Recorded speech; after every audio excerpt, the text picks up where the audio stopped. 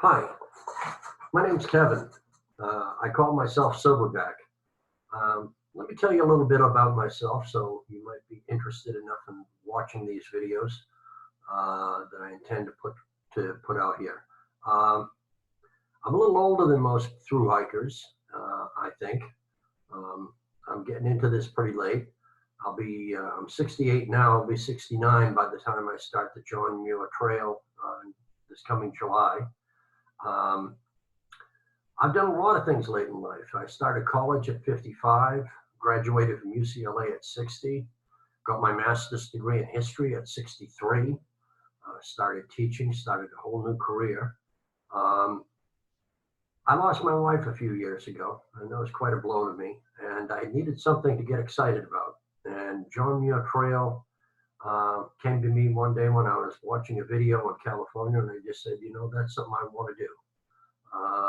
And so if you have any interest in doing something like that, maybe I can give you shed a little light on what I've done to prepare for it and what's involved, and basically how to get from an idea to a concept to actually getting out there and doing it. So right now I'm going to tell you a little bit about the gear that I intend to use, what I've put together. My preparation has been basically getting out for the last 3 months, hiking in the local mountains, about 6, 7, 8 miles a day with a 25-pound pack with 8 liters of water in it. And that's about the best preparation you can do. It's a lot of work, but I think that's the kind of training I need to do in order to be able to get out there and do it. I actually did do 2 marathons about 10 years ago, so it's not like I'm completely unaccustomed to physical challenges, and I'm in pretty good shape for my age. I should be able to do this, but I'm watching a lot of videos, people like Dixie, Wanderlust, and Bigfoot, and a lot of the people on YouTube who offer a lot of good advice on how to do a through hike and what you need to bring with you.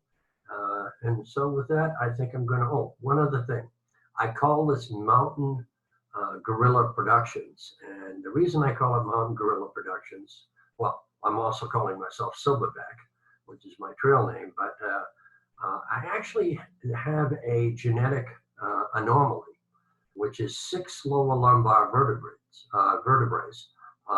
Humans, people have 5. Mountain gorillas have 6. So it does exist in other people. I'm not the only one that has 6 lower lumbar vertebrae, but it does make for a very strong back. So and I like mountain gorillas, and I just think it's a cool name. And I think Silverback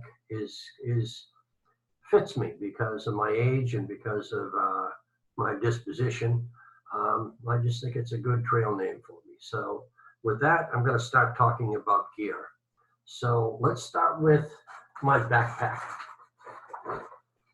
I got a Berghaus 65-liter a rucksack, and it's a great bag.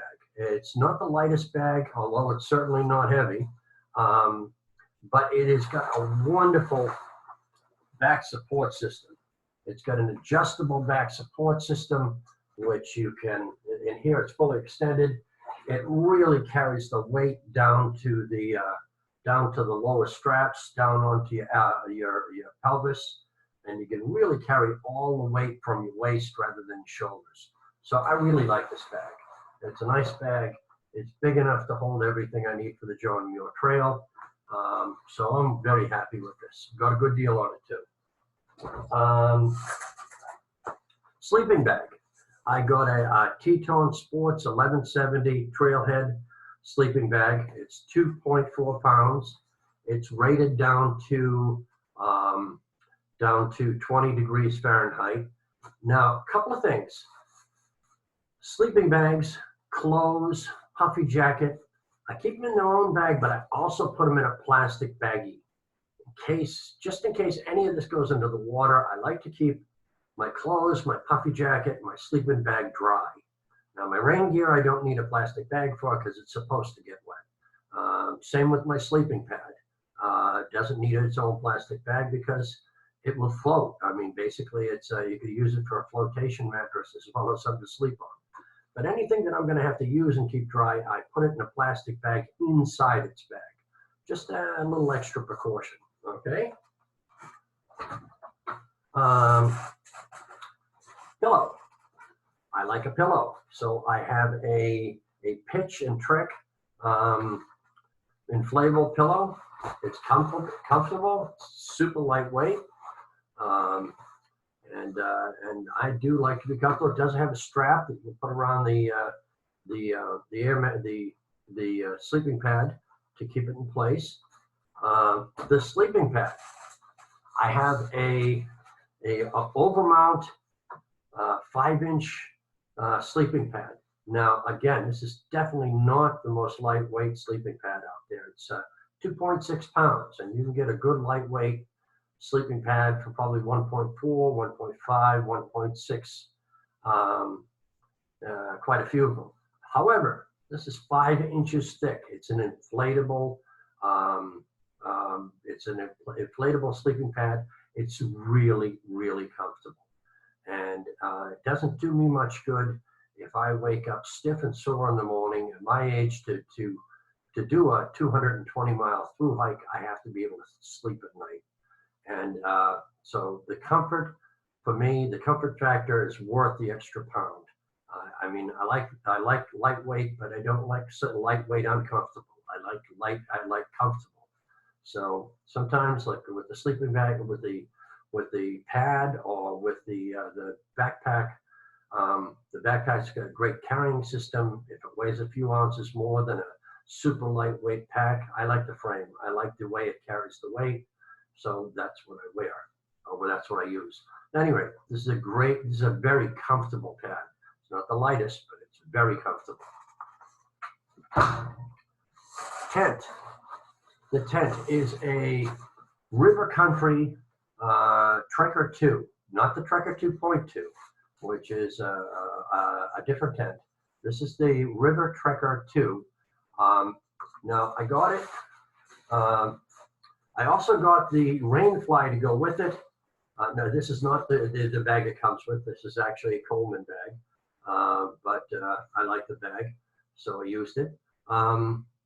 But the River Trekker 2, I bought the Rainfly for it because I wasn't really super comfortable. I wasn't sure it was going to be able to keep the rain out. However, I decided that the Rainfly was going to be too much weight, and I put a lot of work into this tent. I did the seams twice with seam sealer. I Scotch guarded it twice. I left it out in pouring rain, and it is really holding up well. I really trust this bag now. I think I put some extra work in it, but it's a good little bag. I've also taken a couple of lightweight tent poles and made 42-inch poles for front and back, rather than using my my hiking sticks. I just think it gives easier access in and out of the tent, and it's such a tiny bit of weight added to it. The whole package, even with the footprint added to it and the poles, is still under 3 pounds. So it works for me. Next, let's see, clothing. Again, clothing inside, in a bag, plastic bag inside. In case these go into the river, go into a stream, I still have dry clothes to wear. So in here we've got a pair of New Madrid short pants, just 9-inch inseam, real lightweight, quick dry. A long sleeve UV sunscreen t-shirt and a short sleeve UV sunscreen t-shirt. Of course, synthetic material. They wick liquids away from the body, and they're nice and cool. And a pair of long johns. The long johns are Mitu thermal underwear. It's compression base layer. So kind of makes you look better and keeps you warm. I may need that. So that's clothing, again, in a plastic bag to stay dry. Here we have, now this is not necessarily something I'm going to take on the trail, but I have it anyhow because it was basically it was a good price. This is just a camp shower. It's just a 5-gallon bag with a hose, a spigot, and if opportunity comes along and I do take it with me, obviously you have to move away from the stream or the lake that you were using as a water source, but it'd be a way to keep clean on a 21, 22 day through hike. We'll see. When I get the whole thing packed up, I'll decide whether I'm going to take it with me or just, just go with the smell. But anyway, that's what that is. Here we've got the puffy jacket and the rain gear. Again, the puffy jacket's in its own plastic baggie inside this bag. The rain gear doesn't need its own bag. Rain gear, I got what's called the Rain Rider. I know a lot of people go with really lightweight. There's one that rhymes with dog. I read a review on it, said that it was a trash bag with a zipper, and that really turned me off. I got a little heavier rain gear.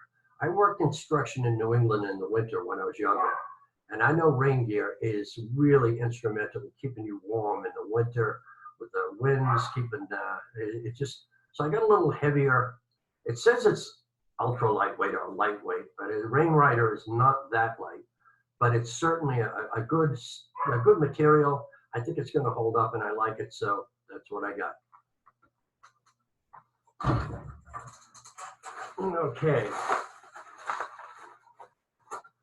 Spikes, crampons. These are Ulibaby, Ulif Baby, micro spikes. Just in case there's any snow fields, I'm going to be there July 14th through August 3rd. Most of the snow should be gone, although we're getting late snow here in March. So we don't really know, but I'd rather have them and not need them than need them and not have them. Bugsy, be quiet. No. Sorry. Oh, God. No. No. Go. I'll take care of you in a minute. No. Anyway, micro spikes.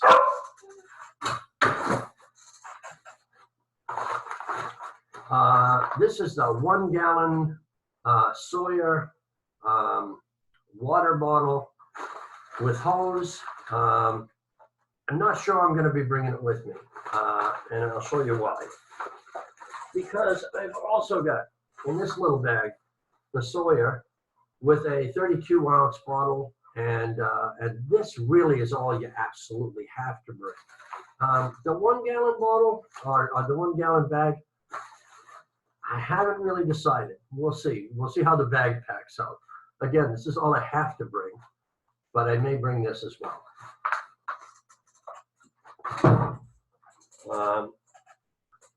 Here we've got Northside river sandals, basically river crossers. Nice pair of sandals to keep my hiking boots dry. For hiking boots, I've got Hawks and Company hiking boots. I like them. I wear a big wedge or a big arch support in the boot because it's good for my arches. At my age, I need all the arch support I can get.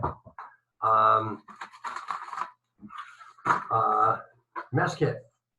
This is a Mallow Me. It's a nice little mess kit. And it's got a nice big 32-ounce pot that comes with it, as well as a frying pan, cup, and the whole, and basically I've got the stove packed into the mess kit, everything in here, including the gas canister. So it's nice and compact. So that's my cooking system.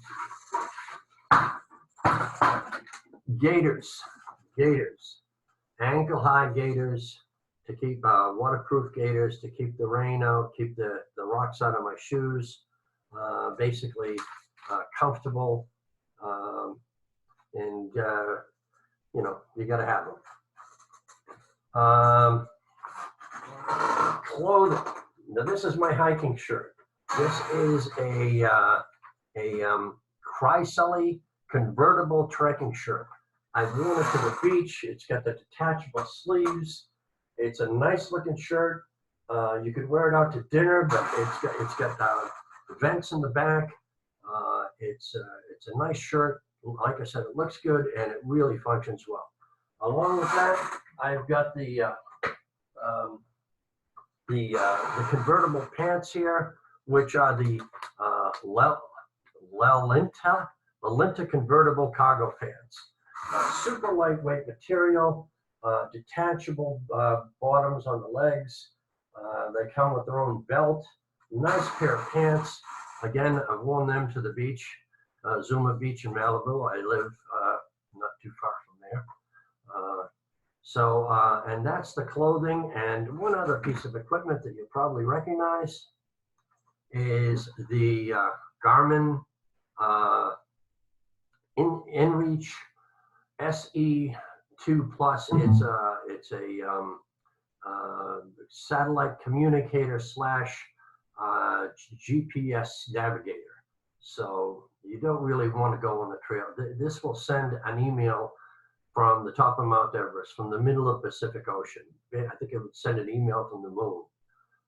So it's a nice little piece of equipment, and I wouldn't do a through hike without one. So we've got this. The only thing I haven't got yet is the beer canister, which I'm going to have to get.